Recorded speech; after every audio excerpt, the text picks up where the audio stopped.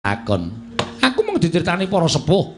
Lho sing akeh crita karo aku ya kuwi para Panakawan, kakekne Semar, Nala Gareng Petruk lan Bagong. Ing pendak-pendak aku sowan ning Karang Kadempel mesti dijak jagongan karo Panakawan diceritani babakan negara Ngastina. Nek sejatine sing duwe kuwi nuwun sewu ora kleru enten sing kagungan kuwi Eyang Pandhu. Ya mung nalika semana Eyang Pandhu durung tutuk gone ngasta bawat perintah negara Ngastina, tumuli dibanjut dening para Jawata merga Eyang Pandhu duwe utang kelawan para dewa. Wekasan Ngastina dititipke dening Eyang Dastarata. Ning mangune Eyang Dastarata kuwi ngibarate ngemut gula krasa legi moh nglepeh.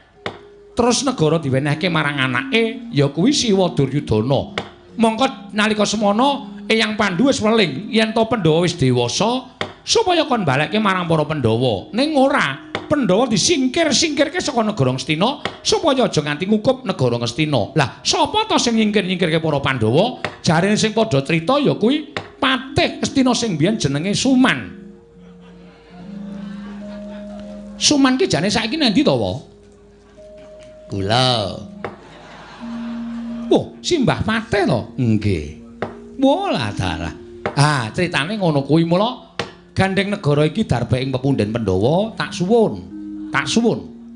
Siwa Ngastina kudu ngiklasake. Yen Siwa Ngastina kepengin mukti ya golek negara dhewe bebodra. Aja gampang sumendhe marang panguwasaning wong tuwa.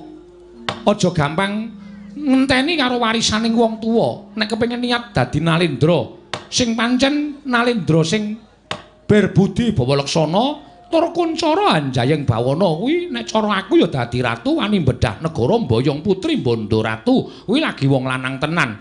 Lah nek ming nampa tinggalane wong tuwae nek cara aku nggo abrak apa?